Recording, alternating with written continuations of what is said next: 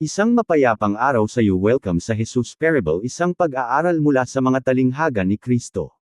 Pamagat ng pag-aaral. Tapat hanggang sa kanyang pagbabalik, pamumuhay bilang matalinong tagapamahala ng tiwala ng hari. Isang Biblia at theolohikal na pag-aaral sa Lucas Kapitulo 19 versikulo 11 hanggang 27. Pangunahing talata, KJV. Lucas Kapitulo 19 versikulo 11 hanggang 27, KJV. Pangunahing talata, Lucas Kapitulo 19 versikulo 13. At tinawag niya ang kanyang 10 alipin, at ibinigay sa kanila ang 10 libra, at sinabi sa kanila, kalakalanan ninyo ito hanggang sa ako'y dumating. Panimula. Ang talinghaga tungkol sa mga libra ay isa sa pinakamahihirap na turo ni Jesus tungkol sa pagiging alagad, pagiging tagapamahala, pananagutan, at ang kanyang parating na kaharian. Ibinahagi ni Jesus ang talinghagang ito habang papalapit siya sa Jerusalem, dahil marami ang umaasang lilito agad ang kaharian ng Diyos, Lucas Kapitulo 19 versikulo 11. Sa halip na mangako ng agaran at panlupa na kaharian, ipinahayag ni Jesus na magkakaroon ng panahon sa pagitan ng kanyang paglisan at ng kanyang maluwalhating pagbabalik. Sa panahong ito, ang kanyang mga tagasunod ay tinatawag na maglingkod ng tapat gamit ang mga ipinagkatiwala niya sa kanila. Ang marangal na tao sa talinghaga ay kumakatawan kay Kristo. Ang kanyang paglalakbay upang tumanggap ng kaharian ay tumutukoy sa kamatayan, muling pagkabuhay, pag-akyat sa langit, at pagluluklok sa kanan ng Ama. Ang kanyang pagbabalik sa hinaharap ay tumutukoy sa ikalawang pagparito, kung kailan hahatulan niya ang bawat tao at gagantimpalaan ang tapat na paglilingkod. Ipinapaalala ng talinghagang ito sa mga mananampalataya na ang kaligtasan ay mula sa biyaya ng Diyos, ngunit ang bawat mananampalataya ay magbibigay ng ulat kung paano namuhay at naglingkod sa Panginoon. Ang pangunahing katotohanan ng talatang ito ay, si Jesu Kristo, ang ating nagbabalik na hari, ay nagkatiwala sa bawat mananampalataya ng mga kaloob, pagkakataon, at pananagutan. Tinatawag niya tayo sa tapat na pagiging tagapamahala habang hinihintay natin ang kanyang pagbabalik. Alam nating darating ang araw na tayo ay magbibigay ng ulat sa kanya. Kasaysayan at konteksto. Ibinahagi ni Jesus ang talinghagang ito malapit sa Jericho, hindi nagtagal matapos niyang makilala si Zaccheo. Naniniwala ang karamihan na malapit nang itatag ni Jesus ang kanyang panlupang kaharian sa Jerusalem. Itinama ni Jesus ang maling akalang ito sa pamamagitan ng isang kwentong madaling maiintindihan ng kanyang mga tagapakinig. Ang isang marangal na tao ay naglakbay patungo sa malayong lupain upang tumanggap ng kapangyarihang panghari bago bumalik upang mamuno. Ito ay sumasalamin sa makasaysayang kaugalian noong panahon ng Imperyong Romano, kung saan ang mga pinuno ay madalas na nagtutungo sa Roma upang tumanggap ng opisyal na kumpirmasyon ng kanilang awtoridad bago bumalik upang pamahalaan ang kanilang mga nasasakupan.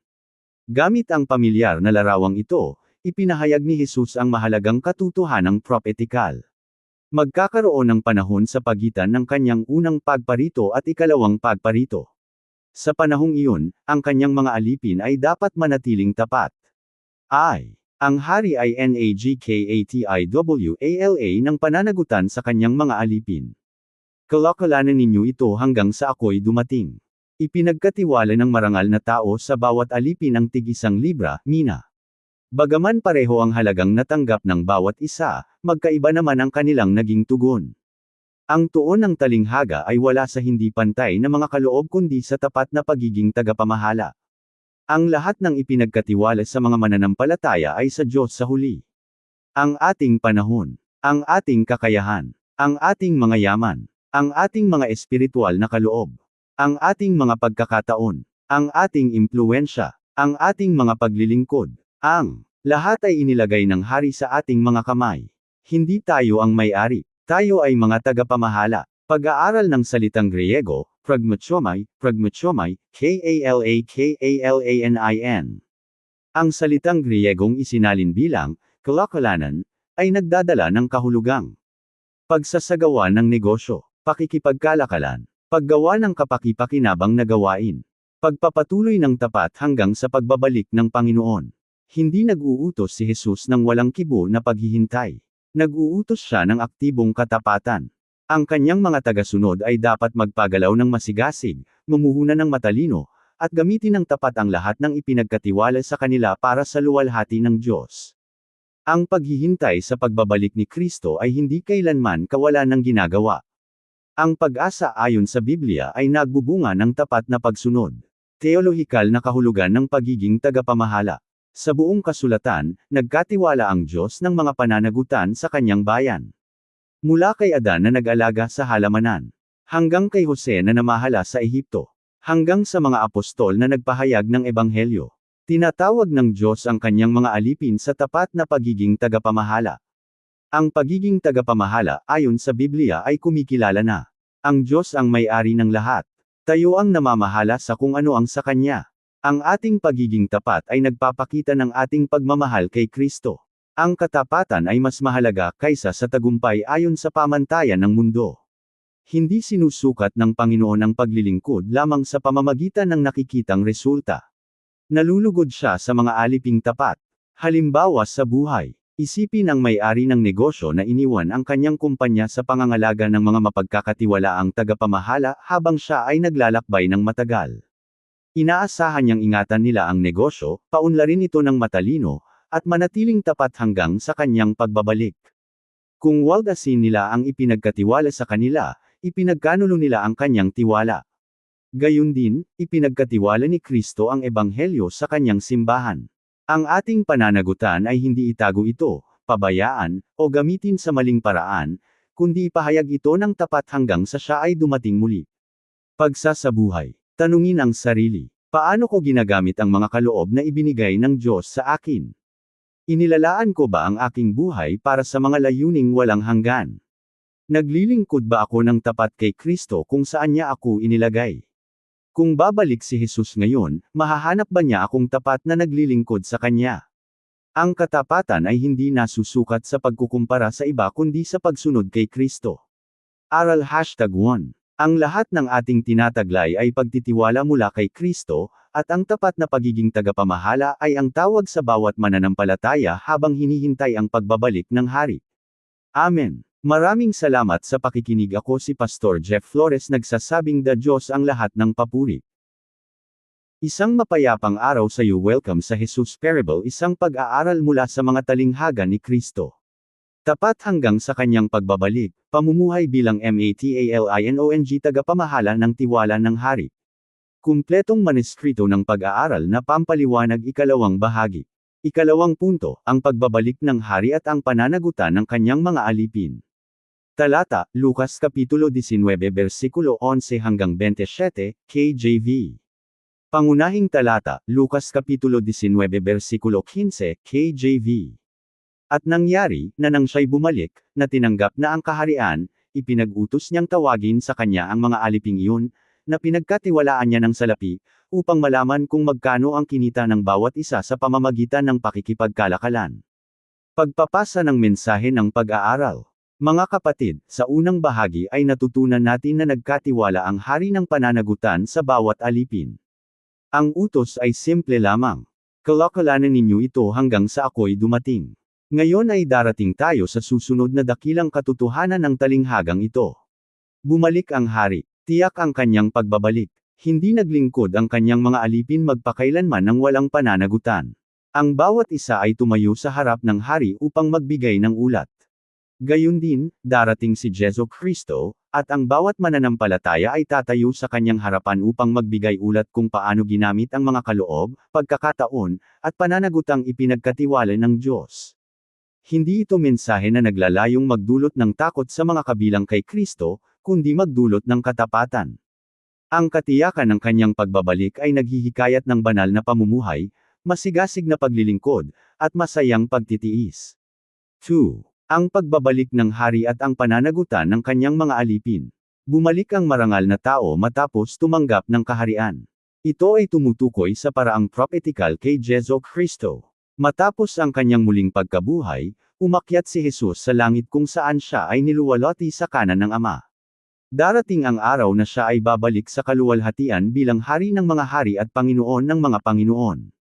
Ang kanyang pagbabalik ay hindi lamang simboliko. Ito ay personal. Ito ay makikita. Ito ay tiyak. Ang pagkaantala ng kanyang pagparito ay hindi dapat ipagkamali bilang pagkawalan ng kanyang pangako. Ang panahon ng Panginoon ay perpekto, at siya ay babalik ng eksakto ayon sa kanyang ipinahayag. Pag-aaral ng salitang Griego, logos, sa kahulugan ng pagbibigay ng ulat. Bagaman ginamit ni Lucas ang parirala na naglalarawan sa Panginoon na nagnanais malaman kung ano ang kinita ng bawat alipin, madalas gamitin ng bagong tipan ang pananalitang, magbigay ng ulat, na nakabatay sa salitang Griegong logos, na nangangahulugang ulat, pagtatansya, paliwanag, o pagsagot. Ang larawan ayon sa Biblia ay ang pagtayo ng bawat mananampalataya sa harap ni Kristo upang magpaliwanag kung paano sila namuhay bilang tugon sa kanyang biyaya. Hindi ito paghuhukom upang tukuyin ang kaligtasan. Ang kaligtasan ay sa pamamagitan lamang ng biyaya sa pamamagitan ng pananampalataya kay Kristo.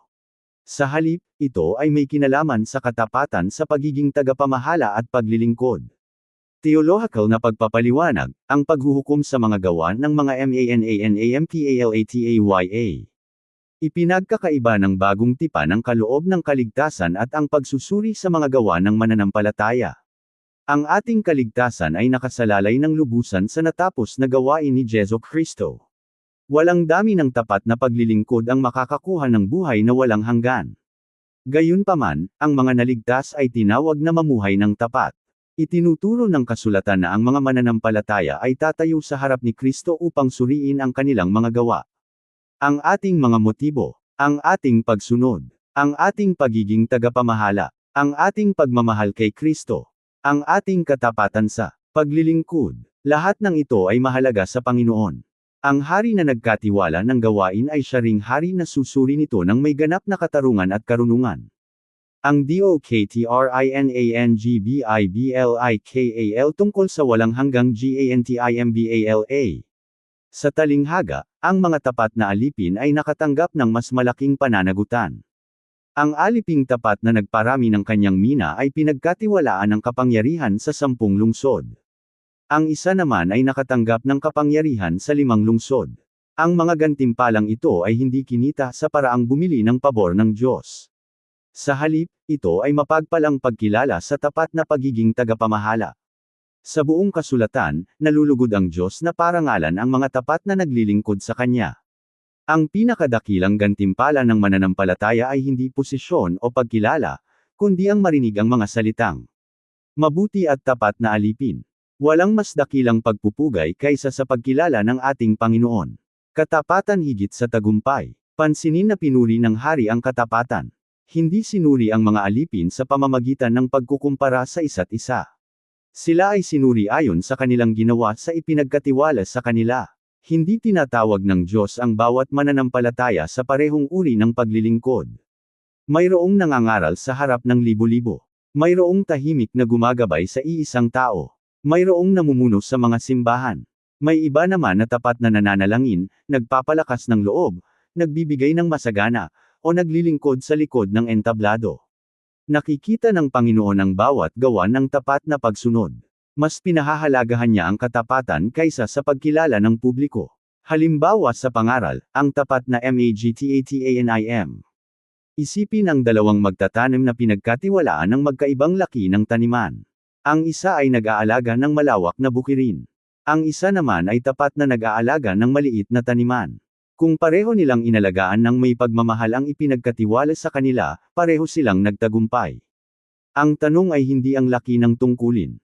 Ang tanong ay ang katapatan. Gayun din, hindi tinatanong ng Diyos kung ang iyong paglilingkod ay katulad ng sa iba. Ang tinatanong niya ay kung naging tapat ka ba sa ipinagkatiwala niya sa iyo. Halimbawa sa pangaral, ang pagbabalik ng Panginoon. Isang guro ang lumabas ng silid-aralan ng ilang sandali at nagbigay ng makabuluhang gawain. Ang ilang mag-aaral ay nagtrabaho ng masigasig. Ang iba naman ay winildas ang pagkakataon, sa pag-aakalang hindi agad babalik ang guro. Nang pumasok ang guro, nahayag ang gawa ng bawat isa. Ang pagbabalik ay nagbabago ng lahat. Ganyan din ang mangyayari kapag bumalik si Kristo. Ang nakatagong katapatan ay makikita. Ang tahimik na pagsunod ay gagantimpalaan. Ang bawat buhay ay dadalhin sa harap ng hari. Praktikal na PAGSASABUHAY. Para sa mga individual na mananampalataya. Mamuhay araw-araw na may pagtingin sa walang hanggan. Tanungin ang sarili. Ginagamit ko ba ang aking mga kaloob para sa luwalhati ng Diyos? Inilalaan ko ba ang aking oras sa mga bagay na mananatili magpakailanman? Naglilingkod ba ako ng tapat kay Kristo kahit walang nakakakita? Magagalak ba ako kung babalik si Kristo ngayon? Ang katapatan sa mga karaniwang sandali ng buhay ay mahalaga sa paningin ng Diyos. Para sa mga pamilya, ituro sa inyong mga anak na ang pagsunod kay Jesus ay may kinalaman sa biyaya at pananagutan. Maging huwaran ng tapat na pagiging tagapamahala sa paggamit ng inyong tahanan, yaman, oras, at talento upang parangalan ng Diyos. Manalangin ng magkasama, maglingkod ng magkasama, at paalalahanan ang isa't isa na ang inyong pamilya ay sa huli ay kabilang sa hari. Para sa mga kabataan, huwag maghintay hanggang sa pagtanda bago maglingkod kay Kristo. Ang inyong kabataan ay kaloob na ipinagkatiwala sa inyo. Gamitin ninyo ang inyong lakas, pinag-aralan, kakayahan, at impluwensya upang parangalan ang Panginoon ngayon. Ang mga gawin na inyong bubuuan ngayon ay huhubog sa inyong katapatan sa hinaharap. Para sa mga pinuno ng simbahan, sangkapan ang mga mananampalataya upang maging tapat na tagapamahala sa halip na mga tagamasid lamang. Hikayatin ang bawat miyembro na tuklasin at gamitin ang kanilang mga espiritual na kaloob. Mamuno ng may pagpapakumbaba, katapatan, at pag-asa sa banal na espiritu. Alalahanin na ang mga pastor, guro, matatanda, diakono, at mga pinuno ng paglilingkod ay mga tagapamahala rin na darating ang araw na magbibigay ng ulat sa punong pastol. Sandali ng pangaral. Mga kapatid, parating na muli ang hari. Ang kanyang pagbabalik ay hindi malayong alamat. Ito ang pinagpalang pag-asa ng bawat mananampalataya. Kapag dumating siya, hindi ang tanong ay kung gaano tayo naging tanyag. Ang tanong ay kung naging tapat ba tayo? Mahal ba natin siya? Sinunod ba natin siya? Ipinahayag ba natin ang kanyang ebanghelyo? Inalagaan ba natin ang kanyang bayan? Ginamit ba natin ang ating mga kaloob para sa kanyang luwalhati? Mamuhay tayo araw-araw ng may masayang pag-asa, alam na ang ating pagpapagal sa Panginoon ay hindi walang kabuluhan. Ang pagpapalakas ng biyaya ng Diyos. Ang talinghagang ito ay hindi naglalayong panghinaan ng loob ang mga tapat na mananampalataya. Ito ay naglalayong magpasigla ng pagtitiis. Ang parehong Panginoon na tumatawag sa atin na maglingkod ay siya ring nagbibigay ng lakas upang maglingkod. Ang kanyang biyaya ang nagpapanatili sa atin. Ang kanyang espiritu ang nagbibigay sa atin ng kapangyarihan. Ang kanyang salita ang gumagabay sa atin. Kaya naman, tayo ay nagpapagal hindi sa sarili nating lakas kundi sa lubos na pag-asa sa Kanya. Ang tapat na pagiging tagapamahala ay bunga ng buhay na binago ng biyaya ng Diyos. Amen. Maraming salamat sa pakikinig. Ako si Pastor Jeff Flores, nagsasabing the Diyos ang lahat ng papuri. Isang mapayapang araw sa iyo. Welcome sa Jesus Parable, isang pag-aaral mula sa talinghaga ni Kristo. Tapat hanggang sa kanyang pagbabalik, pamumuhay bilang MATALINONG, tagapamahala ng tiwala ng hari. Kumpletong maneskrito ng pag-aaral na pampaliwanag. Ikatlong bahagi. Ikatlong punto, ang pagtanggi sa hari, ang pagmamadali sa lubos na pagiging alagad, at ang pag-asa ng kanyang parating na kaharian. Talata, Lucas Kapitulo 19 versikulo 11 hanggang 27, KJV. Pangunahing talata, Lucas Kapitulo 19 versikulo 14, KJV. Ngunit kinaputan siya ng kanyang mga mamamayan, at nagpadala ng sugo sa kanya, na nagsasabi, ayaw naming maghari ang taong ito sa amin. Pagpapasa ng mensahe ng pag-aaral. Mga kapatid, sa buong talinghagang ito ay inihayag ni Jesus ang dalawang dakilang katotohanan. Una, nagkatiwala ang hari ng mga pananagutan sa kanyang mga alipin. Pangalawa, tiyak na babalik ang hari at hihingi ng ulat sa bawat alipin. Ngayon ay darating tayo sa pinakamadamdaming bahagi ng talinghaga. Hindi lahat ay tumanggap sa hari. Ang iba ay hayagang tumanggi sa kanyang autoridad. Ginamit ni Jesus ang larawang ito upang ipakita ang malungkot na katotohanan na marami ang tumatanggi sa karapat-dapat na hari ng Diyos. Ang pinakamahalagang isyu na kinakaharap ng bawat tao ay hindi lamang kung tayo ba ay matagumpay, mayaman, o iginagalang.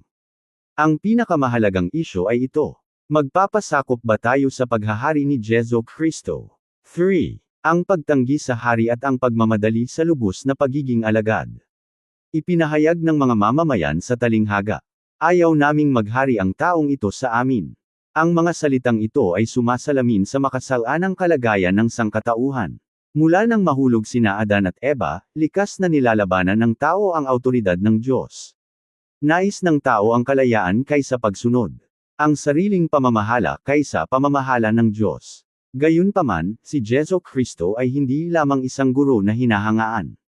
Siya ang karapat-dapat na hari na kinikilala ng bawat tao sa huli. Hindi maaaring baliwalain ang kanyang paghahari magpakailanman.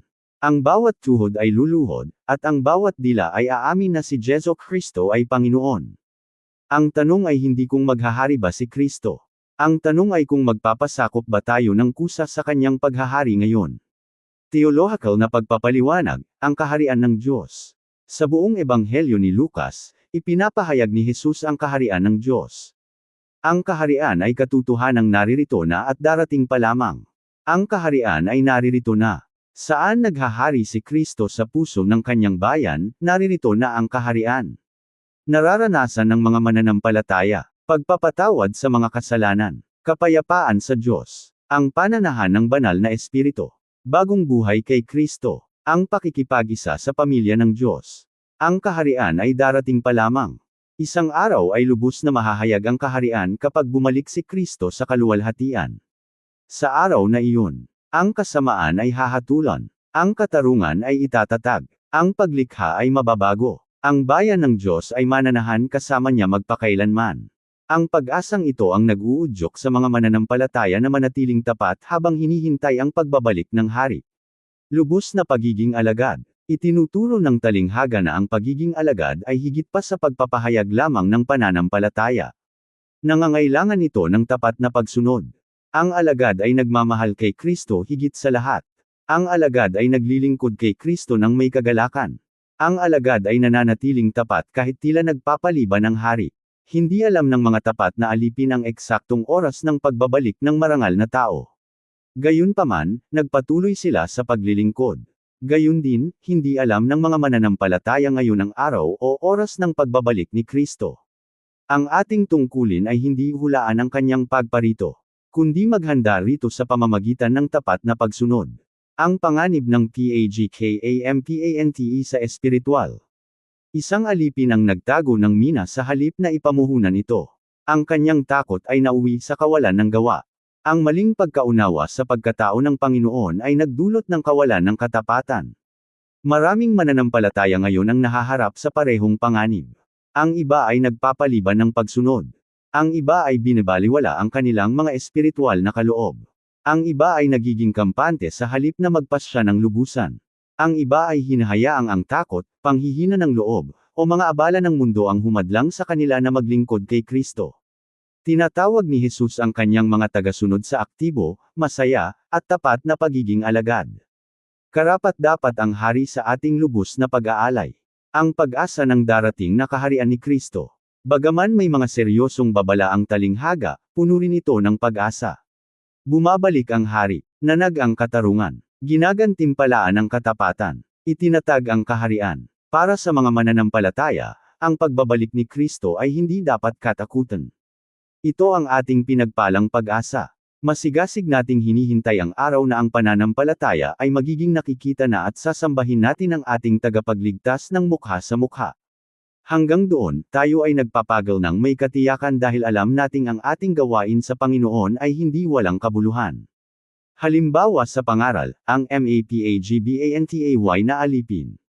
Isipin ang mga alipin na naghahanda ng malaking tahanan para sa pagbabalik ng kanilang Panginoon.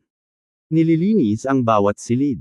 Tinutupad ang bawat tungkulin. Ginagawa ang bawat gawain ng may kagalakan dahil nagnanais silang pasayahin ang kanilang iniibig.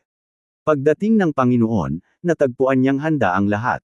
Gayun din, ang mga tapat na mananampalataya ay namumuhay araw-araw na handa sa pagbabalik ni Kristo, hindi nang may takot, kundi nang may masayang pag-asa.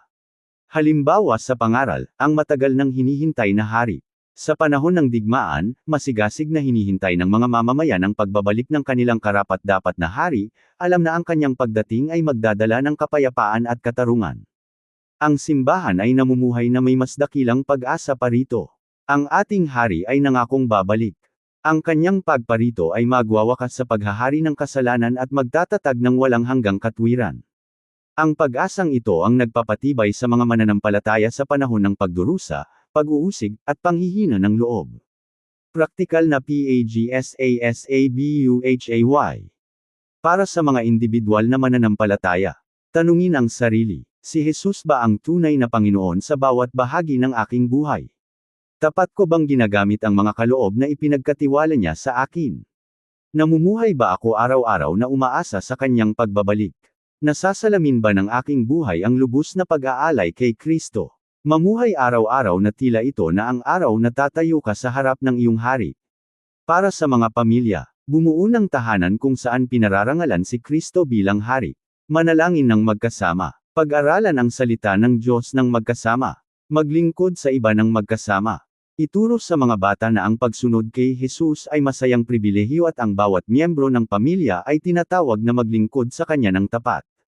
Para sa mga kabataan, hinihikayat kayo ng mundo na mamuhay lamang para sa ngayon. Tinatawag kayo ni Jesus na mamuhay ng nakatingin sa walang hanggan. Ialay ang inyong mga talento, pangarap, pinag-aralan, at kinabukasan kay Kristo. Ang buhay na isinuko sa hari ay hindi kailanman masasayang.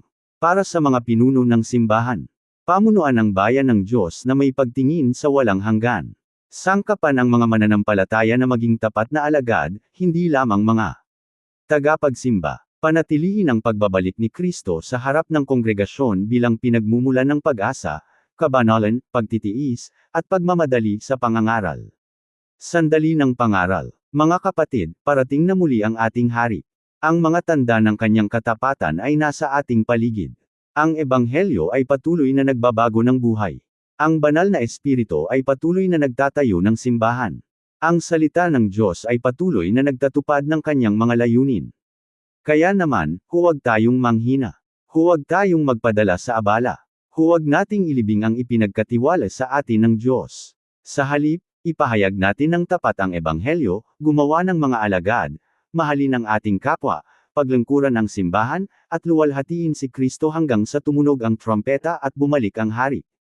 Pagtatapos. Sa pagtatapos natin ng pag-aaral sa Lucas Kapitulo 19 versikulo 11 hanggang 27, alalahanin natin ang 3 pundasyong katotohanan. 1. Ang hari ay nagkatiwala ng tungkulin sa bawat mananampalataya. Ang lahat ng ating tinataglay ay kay Kristo. Ang ating mga kaloob, pagkakataon, yaman, at oras ay ipinagkatiwala sa atin para sa kanyang luwalhati. Ang tapat na pagiging tagapamahala ay ang ating masayang tawag. 2. Tiyak na babalik ang hari at gagantimpalaan ang katapatan. Babalik si Jesu Kristo ayon sa kanyang pangako. Ang mga mananampalataya ay magbibigay ng ulat sa kanilang paglilingkod, hindi upang tukuyin ang kanilang kaligtasan, kundi upang tanggapin ang pagkilala ng Panginoon sa kanilang tapat na paglilingkod. Ang kanyang mga gantimpala ay mapagpalang pagpapahayag ng kanyang kaluguran sa mga masunurang alipin. 3. Tinatawag ng hari ang bawat tao na magpasakop sa kanyang paghahari. Ang pinakamahalagang desisyong dapat gawin ng bawat tao ay kung tatanggapin ba si Jesu Kristo bilang Panginoon at Hari. Ang mga nagtitiwala sa Kanya ay tumatanggap ng kapatawaran, buhay na walang hanggan, at puwang sa Kanyang walang hanggang kaharian. Ang mga tumatanggi sa Kanya ay nananatili sa ilalim ng paghuhukom. Ngayon na ang araw na lumuhod sa harap ng Hari sa pagsisisi at pananampalataya. Huling hamon. Mga kapatid, nananatili ang utos ni Jesus. Kalakalanan ninyo ito hanggang sa ako'y dumating. Huwag nating sayangin ang mga pagkakataong ibinigay sa atin ng Diyos. Maglingkod ng tapat, manalangin ng tapat, magbigay ng masagana, magmahal ng lubos. Ibahagi ang ebanghelyo ng matapang. Gumawa ng alagad ng sadya. Lumakad ng mapagpakumbaba kasama ang inyong hari. Kapag bumalik si Kristo, naway matagpuan niya tayong tapat. Naway ang ating pinakadakilang hangarin ay marinig ang kanyang mapagpalang salita. Mabuti at tapat na alipin. Buong paanyayang EBANGHELISTIKO para sa PAGLAPIT sa altar. Marahil ngayon ay napagtanto mong hindi mo pa tunay na isinusuko ang iyong buhay kay Jesu Kristo. Maaaring hinahangaan mo siya. Maaaring alam mo ang tungkol sa Kanya. Ngunit tinanggap mo na ba siya bilang iyong Panginoon at Hari? Ang Hari na darating balang araw upang humatol sa mundo ay dumating muna bilang tagapagligtas ng mundo. Namuhay si Jesu Kristo nang walang kasalanan. Namatay siya sa krus para sa iyong mga kasalanan. Ibinuhos niya ang kanyang mahalagang dugo upang ikaw ay mapatawad. Siya ay muling nabuhay sa ikatlong araw, na nagtagumpay laban sa kasalanan, kamatayan, at libingan. Ngayon ay iniaalok niya ang kapatawaran, pakikipagkasundo, at buhay na walang hanggan sa lahat ng nagsisisi at sumasampalataya. Huwag tanggihan ang paanyaya ng hari. Tanggapin ang kanyang biyaya habang nakabukas pa ang pinto ng awa. Kung ikaw naman ay mananampalataya na ngunit nagiging kampante na sa espiritual, pakinggan mo ang tawag ng Panginoon ngayon. Bumalik sa tapat na paglilingkod. Gamitin ang iyong mga kaloob. Ipanumbalik ang iyong dedikasyon. Mamuhay. Araw-araw na may pagtingin sa walang hanggan. Kung tinatawag ka ng Diyos sa paglilingkod, misyon, pangangaral, pagtuturo, paggawa ng alagad, o pagtulong sa kapwa, tumugon ka ng may pananampalataya. Ang hari na tumatawag sa iyo ay siya ring magbibigay sa iyo ng kakayahan sa pamamagitan ng banal na espiritu. PANGWAKAS na panalangin. Ama sa langit, nagpapasalamat kami sa iyong banal na salita at sa mga makapangyarihang katotohanan sa talinghaga ng mga mina. Salamat dahil pinagkatiwalaan mo kami ng mga pagkakataong maglingkod sa iyo habang hinihintay namin ang maluwalhating pagbabalik ng iyong anak. Patawarin mo kami sa mga panahong binaliwala namin ang aming tawag o hindi nagamit ang mga kaloob na ibinigay mo sa amin. Punuin mo kaming muli ng banal na espiritu upang makapaglingkod kami sa iyo ng may katapatan, pagpapakumbaba, katapangan, at kagalakan. Tulungan mo kaming mamuhay araw-araw na handa sa pagbabalik ni Kristo, na ipinapahayag ang ebanghelyo at gumagawa ng mga alagad hanggang sa siya ay dumating. Ipinapanalangin namin ang mga hindi pa nagtitiwala kay Jesus. Akayin mo sila sa iyo ngayon sa pamamagitan ng iyong biyaya, at ipagkaloob ang pagsisisi at pananampalataya. Naway magdala ng luwalhati sa iyo ang aming buhay, at naway marinig namin balang araw ang mga salitang, mabuti at tapat na alipin. Hinihiling namin ang lahat ng ito sa mahalagang pangalan ng ating Panginoon at Hari, si Jesu Kristo. Amen. Pangunahing katotohanan. Si Jesu Kristo ang nagbabalik na hari na nagkatiwala sa bawat mananampalataya ng pribilehiyo at tungkulin na maging tapat na tagapamahala. Habang hinihintay ang kanyang maluwalhating pagbabalik, tinatawag tayong maglingkod ng lubos, ipahayag ang ebanghelyo ng matapang, at mamuhay ng masunurin, alam na ang ating pagpapagal sa Panginoon ay hindi walang kabuluhan. Naway manatili tayong tapat hanggang sa siya ay dumating at magalak sa walang hanggang pag-asa ng kanyang kaharian. Naway ang natapos na maneskritong ito ay maghikayat sa mga mananampalataya na mamuhay ng nakatingin sa walang hanggan, gamitin ng tapat ang bawat kaloob at pagkakataon para sa luwalhati ni Kristo, habang inaanyayahan ang lahat na magpasakop sa paghahari ng nagbabalik na hari, si Jesu Kristo. Amen. Maraming salamat sa pakikinig. Ako si Pastor Jeff Flores, nagsasabing sa Diyos ang lahat ng papuri.